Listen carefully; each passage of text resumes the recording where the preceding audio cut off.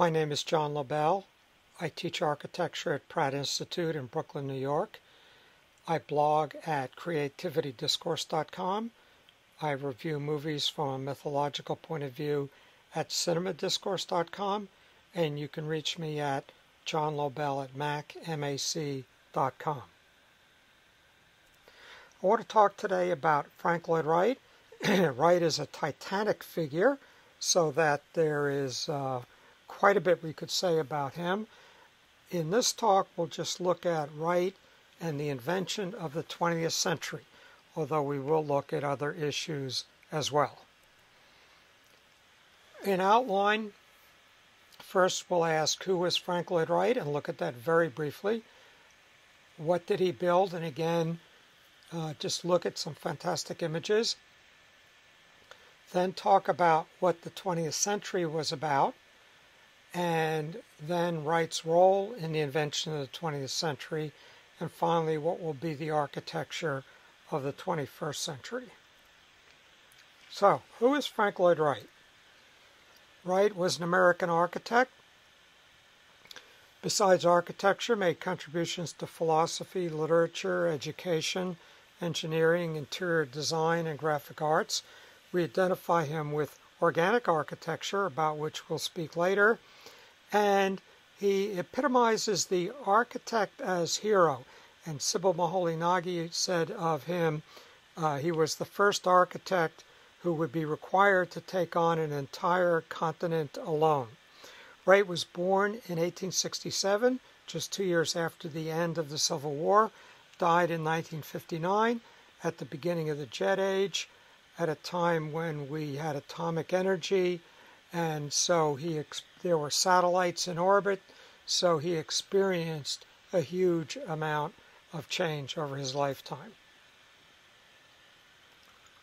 Very briefly, sort of biographically, Wright had a strong mother and absent father. Now, any discussion of Wright can be filled with anecdotes, and it's almost the way that we tell the story of Frank Lloyd Wright, and I'll just touch on a very, very few. So his mother, when she was pregnant with him, hung etchings of Gothic cathedrals in her bedroom, feeling that her son should become an architect. His father was a Unitarian preacher, unemployed and drifting off, but introduced Wright to Emerson and to classical music. Wright worked on the family farm very hard. He was a little guy, but that hard work, instead of turning him against hard work, made him love it. And when he developed his compound, where he had his apprenticeship, he and everybody worked quite hard. He dropped out of both high school and college, where he briefly studied engineering. Worked for an architect, Louis Sullivan. We'll talk a bit about that. Developed what's called the Prairie Style. We identify him with organic architecture. He was influenced by Japan and by Eastern thought. He lived a tumultuous life personally and financially.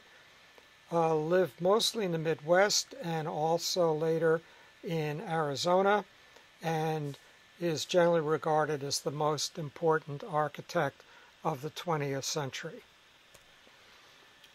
Very quick reference to Wright's tumultuous life, which included bankruptcy, numerous financial difficulties, and he was married to or had important relationships with 4 women. Catherine was his first wife, and they had 6 children together. He then ran off with Ma Chaney, wife of a client. Neither spouse would grant a divorce, and so they went to Europe. When they came back, Wright built a compound for them on family land in Spring Green, Wisconsin, that he called Taliesin, where she and her children were murdered by a berserk servant. He became involved with Maud, and it was a disastrous relationship. Finally obtained a divorce, and then Olga decided she would take care of him for the rest of his life. They were married in 1928. They lived together from before that, and she was his wife when he died. Wright said, "Every great architect is necessarily a great poet. He must be a great original interpreter of his time, his day, his age." And that's sort of how we'll talk about Wright, how he experienced and interpreted the 20th century. Wright also celebrated space in all of his work, spoke about it, and he said, "Space, the continual becoming, invisible fountain from which all rhythms flow and to which they must pass, beyond time or infinity." Wright did over 1,100 designs and over 500 completed works in most, not all, but almost all the states of the United States, and you'll see that they are mostly concentrated around the Midwest, which is where he grew up and lived. So, what did Wright build? And here we'll just be very brief. We'll talk a little bit about the ideas behind these buildings later. But in the case of quite a few architects, this is the kind of thing Wright built before he became Frank Lloyd Wright. So he already had ideas of what he wanted to do, but here in the Moore House in his neighborhood in Oak Park, a suburb of Chicago, the client wanted Tudor. Wright was not in a position to be choosy, so the client got Tudor, but certainly a magnificent Tudor house. This is Wright's own house, very strongly influenced by something called the shingle style, an important residential style in the northeastern United States. And he continually expands this house over quite a few years. Here we've come around the corner to the left of the previous view, and this is the entrance to his office, which was built onto the house.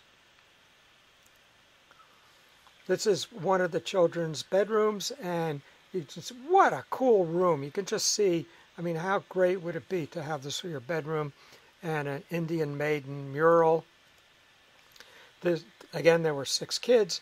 This is the children's playroom, and we're on the balcony looking down. Under the balcony is a piano so they could put on plays and entertain themselves. There's a mural there of Aladdin and the magic lantern, the genie.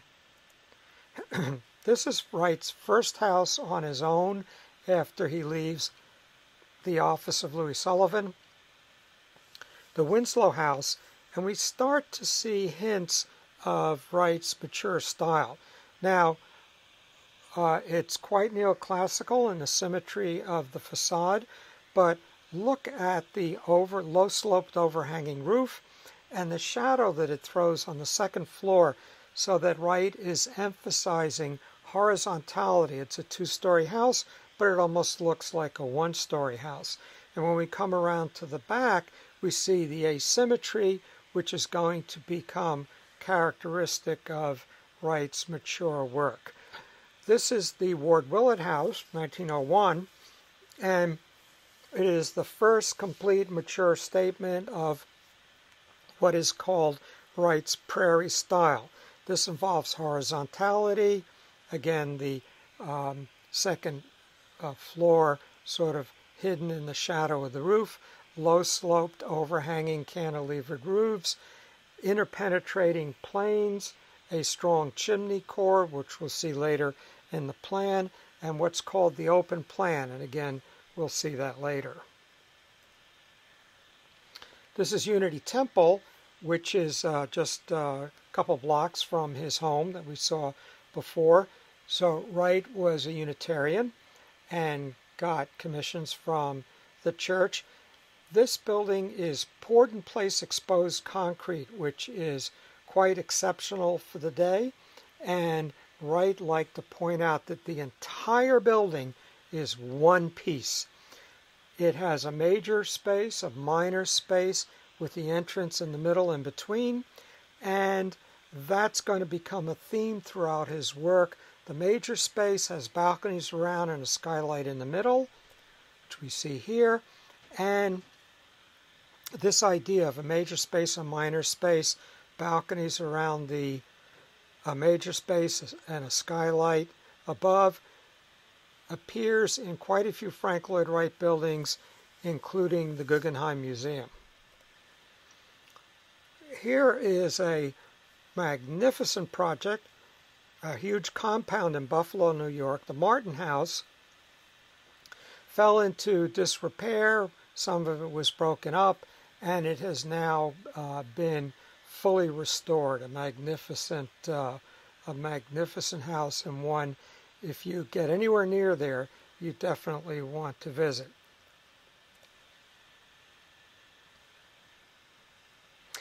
Here's an interior. This is Taliesin, meaning shining brow, and the name of a Welsh poet, and is in Spring Green, Wisconsin. And this became the compound's home where he lived and where he organized an apprenticeship. He did not like the term school, and students would come from all over and live there and work on his projects. This is around back. And just rolling hills of beautiful land all around the area. In what's called Wright's second period, he does a series of concrete tile houses. These concrete blocks or tiles are interspersed with reinforcing bars in a unique fashion to make the walls actually structural slabs. So this is the Millard House, or La Miniatura, in Pasadena, California. And Wright typically had low ceilings. Here he's compensating by having double height for the living room and breaking up the intense Southern California sunlight.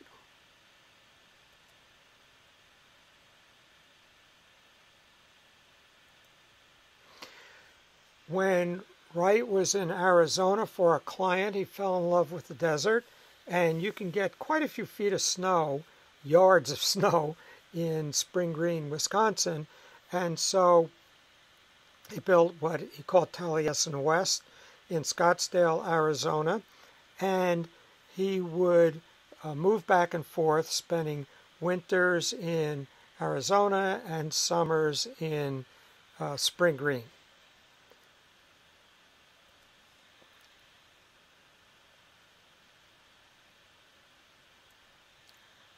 This is Wright's most famous work, one of the most famous houses ever. Falling Water in Bear Run outside of Pittsburgh, Pennsylvania. The client was Edgar Kaufman and his family. This was rocks near a waterfall where they would picnic, and they wanted a weekend house there, and they got quite a bit for their commission. The house is cantilevered out over the waterfall, providing magnificent views of the valley. Inside, the space opens up, and Wright liked to break down the barrier between inside and outside with the extensive use of glass. And here, in one of the bedrooms, we see something interesting. Look at how the glass comes right into the stone wall. And there should be a metal mullion there to receive the glass, but instead it goes right into the stone. And the reason Wright does that is so that our eye is not interrupted in flowing from inside to outside, providing this spatial continuity, this continual flow of space. Now, falling water was quite expensive, and Wright was interested in sort of the democratic spirit and the new industrial materials that could make homes much more affordable. So this is the Jacobs house. He did another one we'll see in a moment. So this is called the first Jacobs house, that was built for $5,500. Now, it's hard to know what that means today in terms of how many zeros get put on or off for inflation, but it was extremely economical, slab on grade, no punctures in the masonry, floor-to-ceiling window, floor-to-ceiling brick walls, and Wright called this a Usonian house and did a whole series of these. Jacobs then needed a bigger house, and here the home, second Jacobs house, is burned into the earth. So if we look on the lower image to the right, you see how a hill comes up against the back of the house. That's the north. So it's a passive solar house, protected from the cold north by the earth, and then the south floor-to-ceiling glass open to receive from the low sun in the winter, sunlight coming in, heating up the floor slab, and then keeping the house toasty warm all night. And in the summer, the high sun is blocked by the overhanging roof from getting into the interior space to keep it cool. So we should be building that way to this day, and Wright was a pioneer in this passive solar house. Wright unfortunately had too few corporate commissions, but this was one.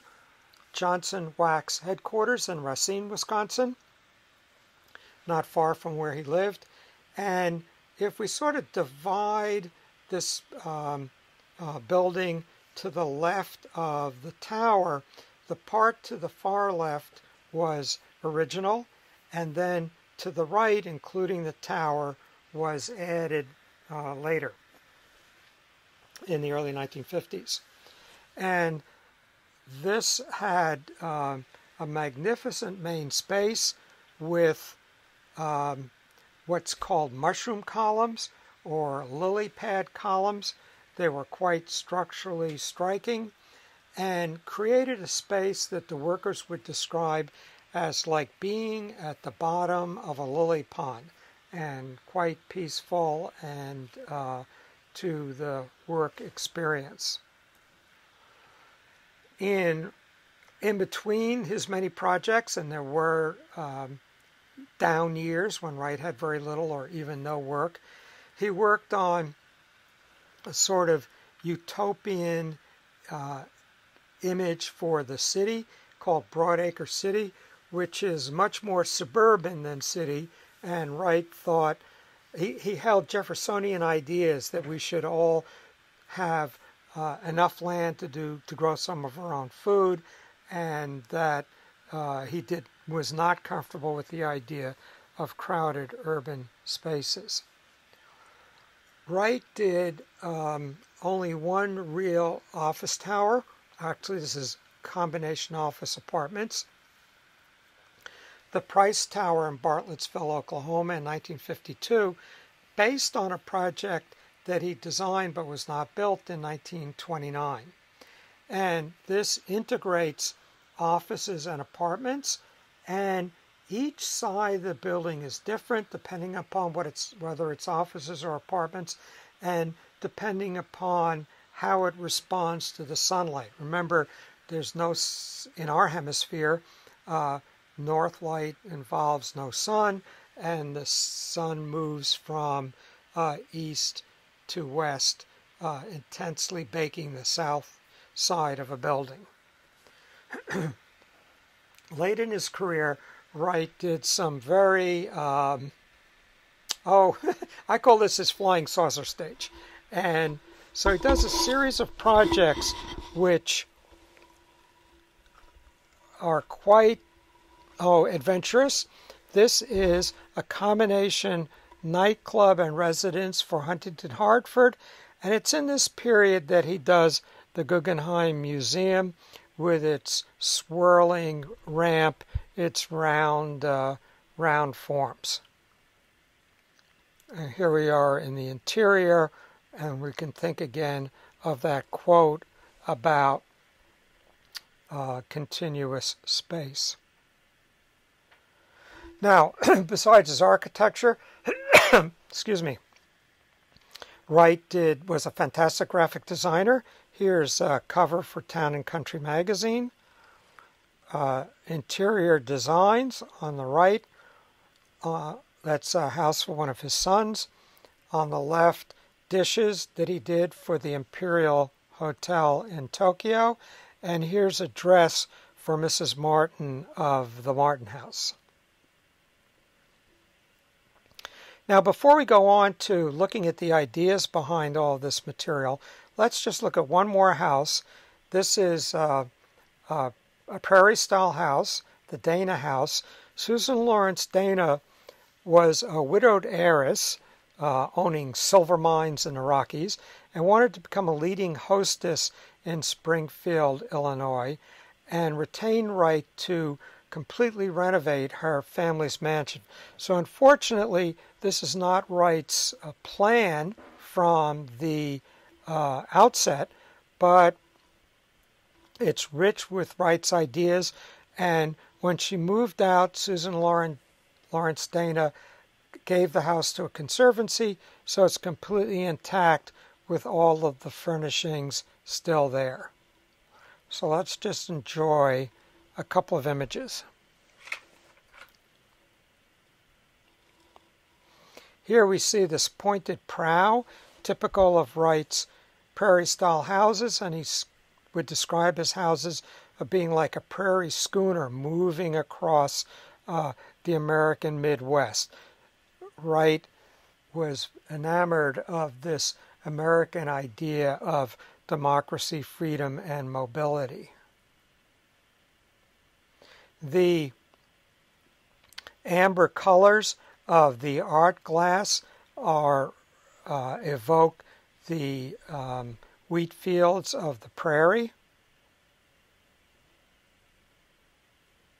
You see the rich complexities of the spatial experiences. This vault that sort of contains the living area and dining area.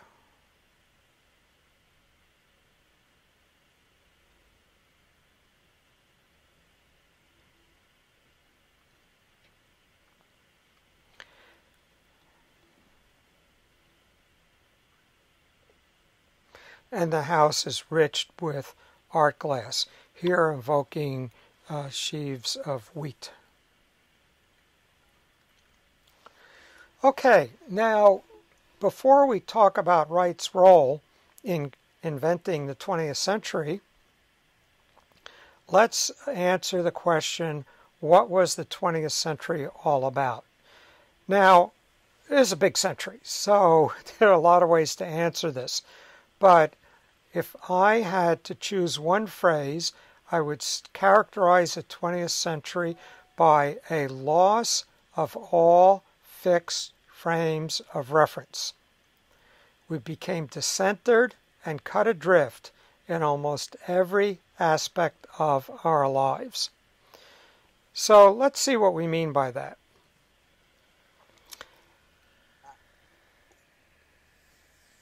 At the beginning of the 20th century, our solar system existed in the Milky Way, and that was it. The Milky Way had always been. It was the entire universe. By the end of the 20th century, our galaxy was only one of countless billions in an expanding universe, which was part of a multiverse, and we are told to imagine opening a soda bottle and all the bubbles forming, and our entire universe is just one of those bubbles, and there are countless other bubbles. And in our universe are countless galaxies. And there's no reference, there's no point that we can say, okay, we're here relative to what? It's infinite.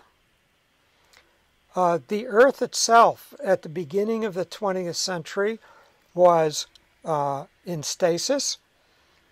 It was 100 million years old, and it had pretty much cooled. There was still some residual cooling, contracting the crust, causing mountain ranges to rise. Other than that, it was stable.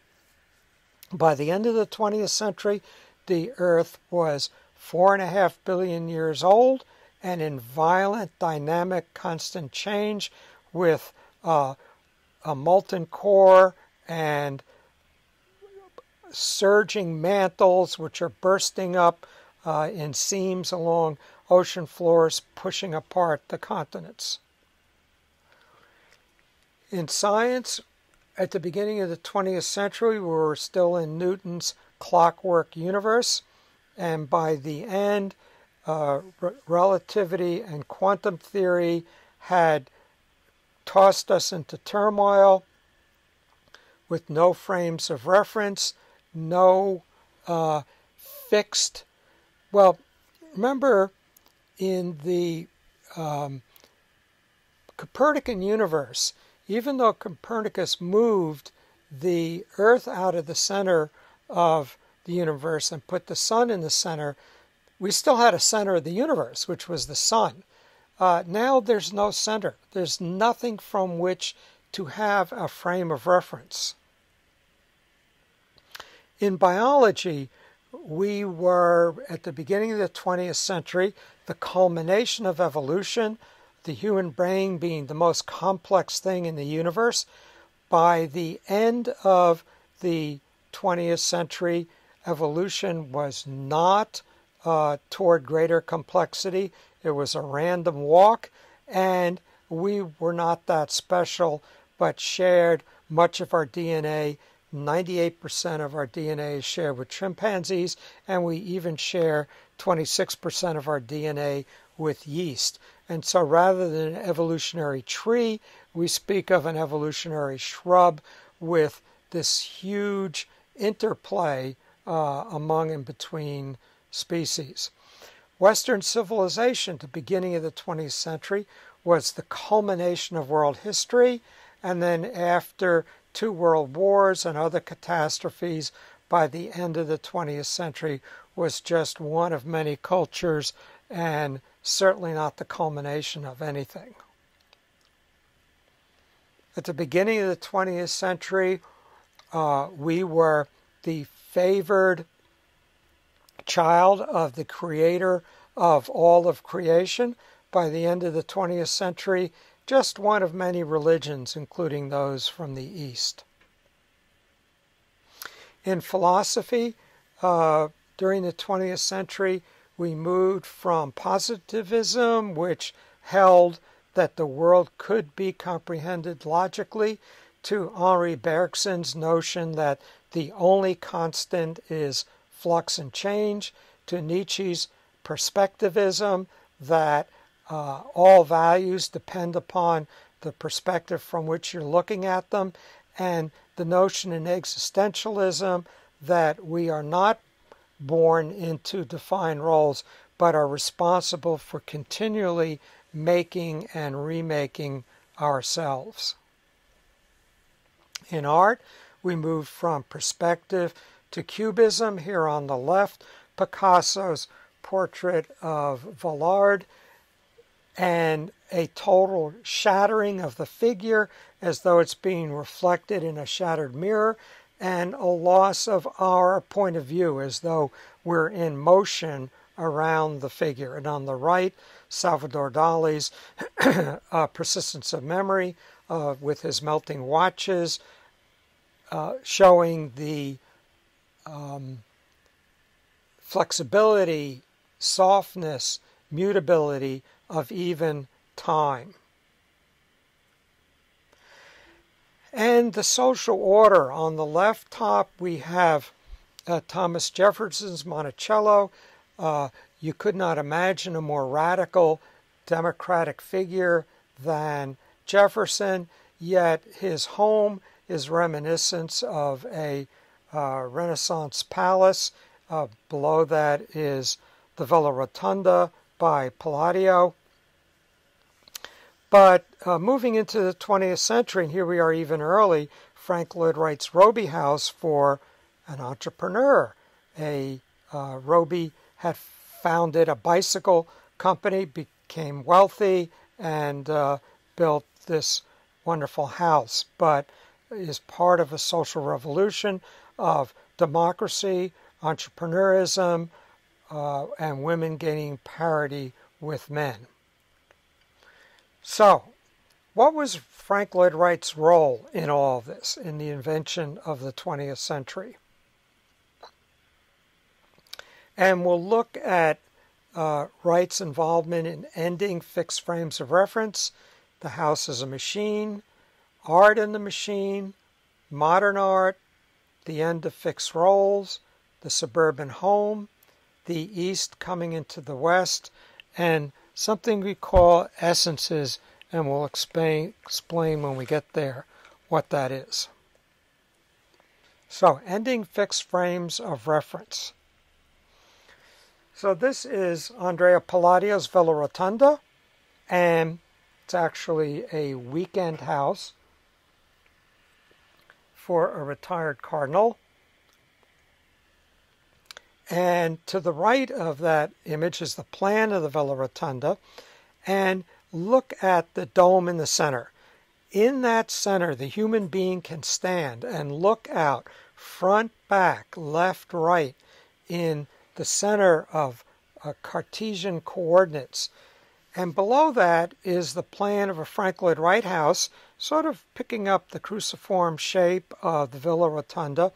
Yet at the center is the stair and chimney core, so that we cannot occupy the center. We're thrown out of the center in a architectural Copernican revolution and are now, along with nature, moving around the outside.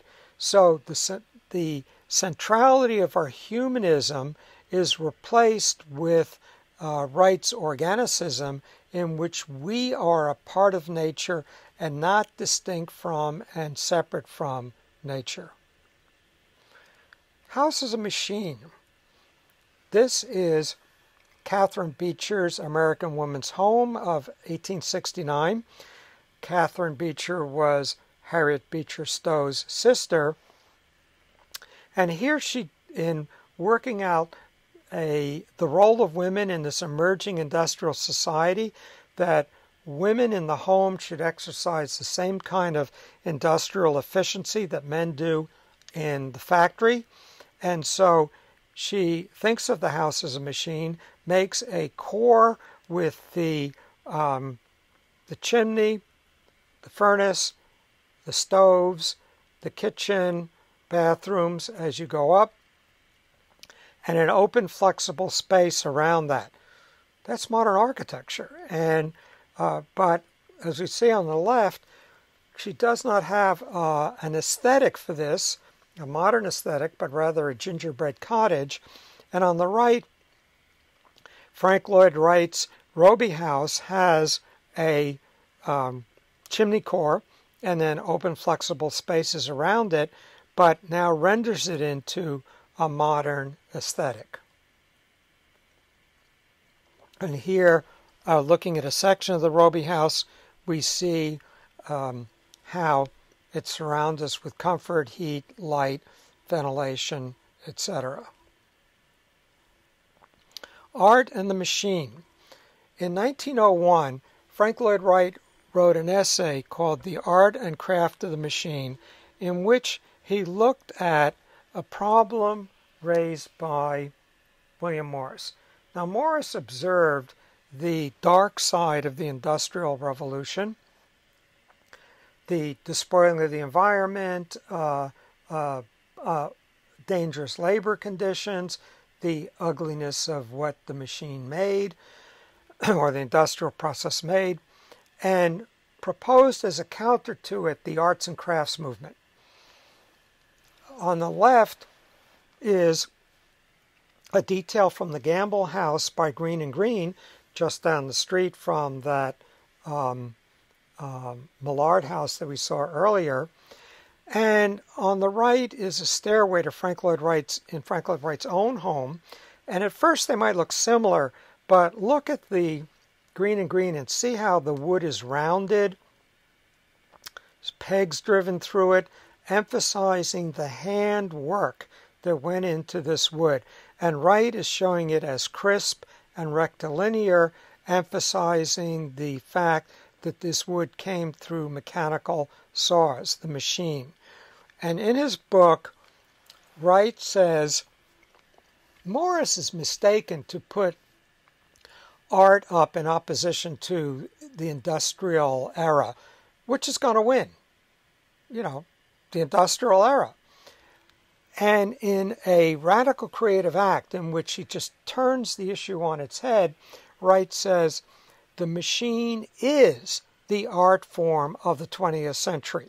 Now, that does not mean that all machines are beautiful, but what it means is just as the Greeks made their art and architecture from stone because that was the cutting-edge technology of their time, we should be making our art and architecture from industrial materials, the cutting-edge technology of our time.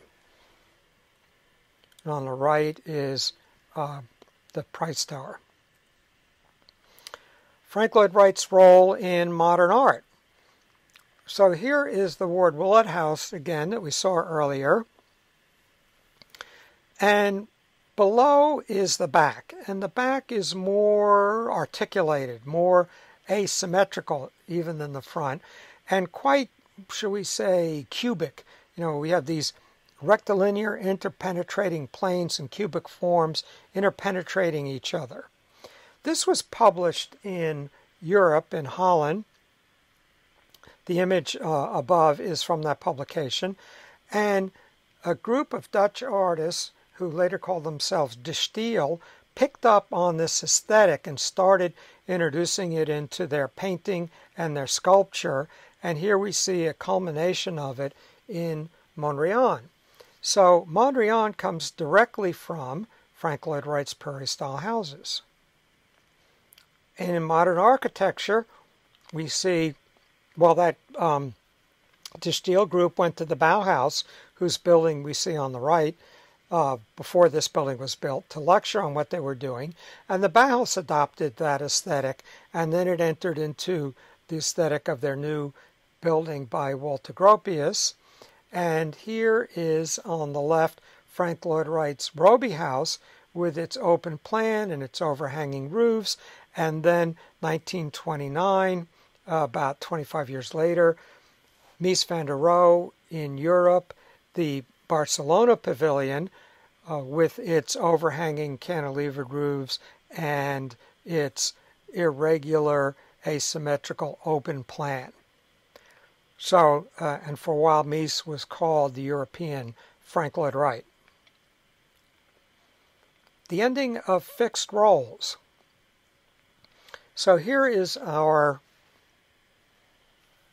Ward Willett house again, and we see its cruciform shape, but we cannot occupy the center as we would in the Villa Rotunda because the chimney core is there, and the open space that moves around, flowing from one to the other. And so if we look on the left on our diagrams, the top diagrams, we've got a series of boxes. So boxy spaces. Now, below that is a Victorian family, and imagine after dinner, the father goes to the smoking room, the mother goes to the sewing room, the children go to the nursery, each to a box for their defined role. To the right of that, in the middle on top, we see there are no boxes. That one flows into the other. We've lost our defined roles, as we see on the far right on the top in Frank Lloyd Wright's Ross house. One space flowing into another.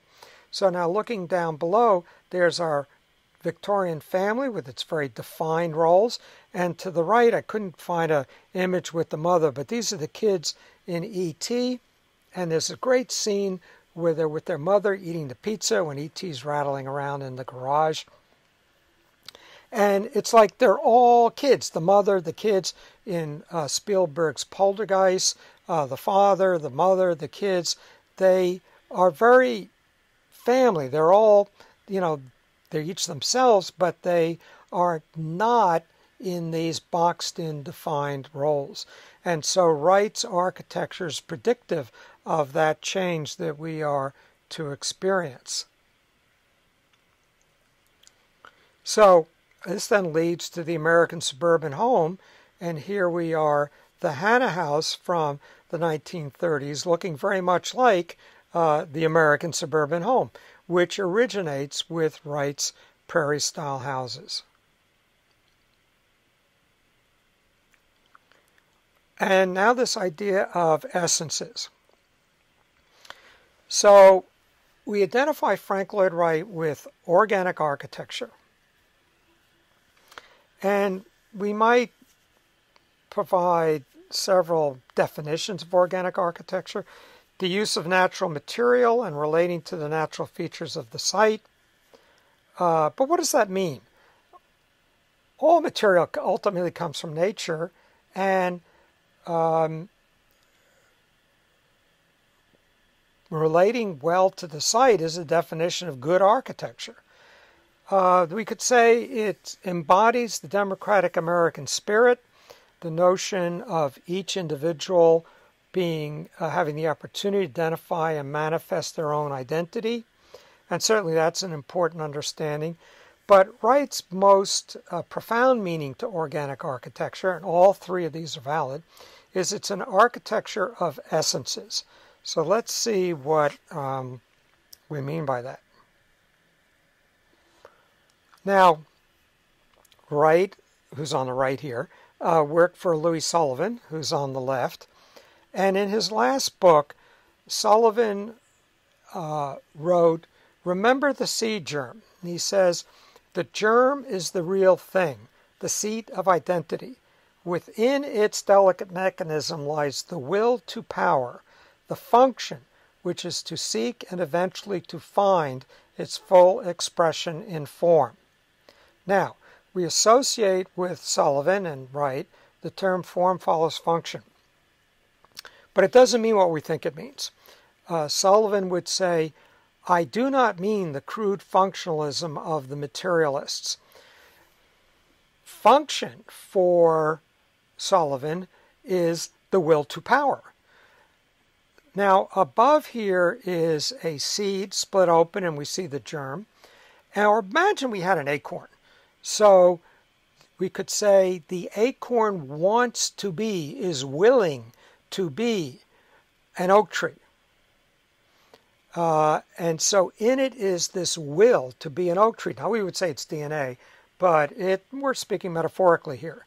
So function is this inner will of something that drives it to become what it seeks to be, which is then manifest in form. So that's what form follows function means. Form is the expression of the inner will of the building, or the material, or the acorn. And Sullivan would say an office building wants to be a proud and soaring thing.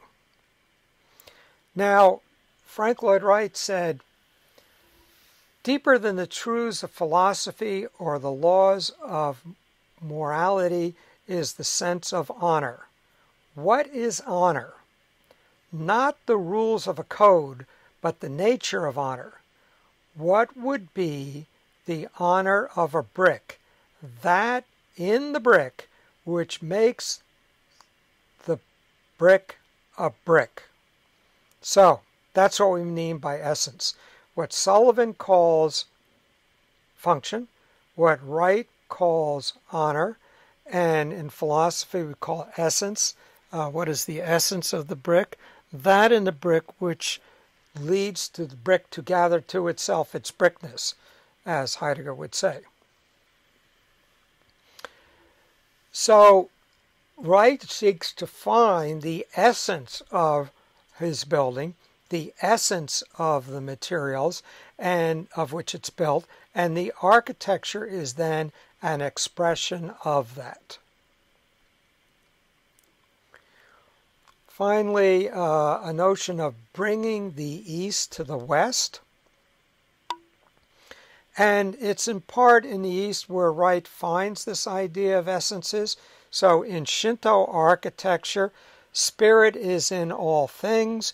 If you have a wood post in your building, you do not varnish it in a traditional Japanese house because it's radiating the spirit of the wood into the space, and you don't want to prevent that radiation into the space, that spirit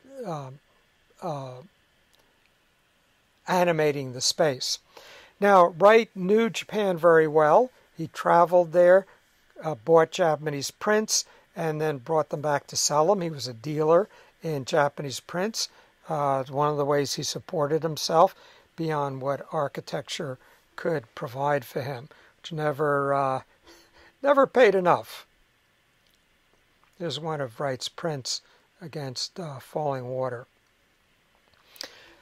Wright was a fan of Lao Tzu, who is a Chinese mystic, but same ideas. And the Japanese ambassador gave Wright the Book of Tea, and in it he read Lao Tzu.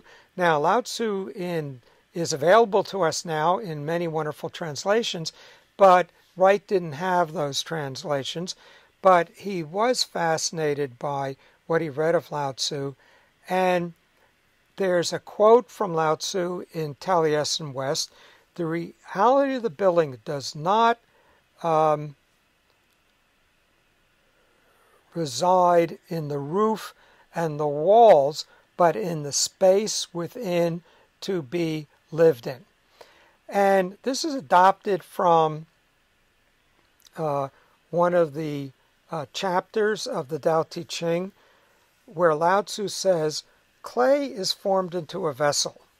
It is because of its emptiness that the vessel is useful. Cut doors and windows to make a room. It is because of the emptiness that the room is useful. Therefore, what is present is used for profit, but what is in absence, there is usefulness." So we can't live in the walls of the building, we can only live in the space. It's the emptiness that is the reality of the architecture. And Wright shares this idea with Eastern thought. Finally, we have this notion of architecture as a manifestation in form of the worldview of its time. So what will be the architecture of the 21st century? And we're not going to say. So in the 21st century, we may someday travel to the stars, or we may, through quantum entanglement, discover that we're already there. We may extend our lives to centuries through the manipulation of DNA, or we may find that we value a life not by its length, but by its luminosity. We may reprogram the universe, or we may find new inner worlds.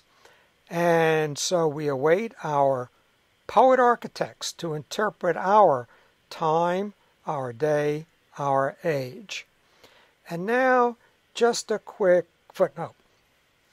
On the left is the Winslow house, Frank Lloyd Wright's first house on his own. And quite symmetrical, except off to the left is this arch. So let's look through that arch. This is the driveway into the stables in the back. Now look under that arch to the lower right corner. You see a little iron profile of a Scotty dog.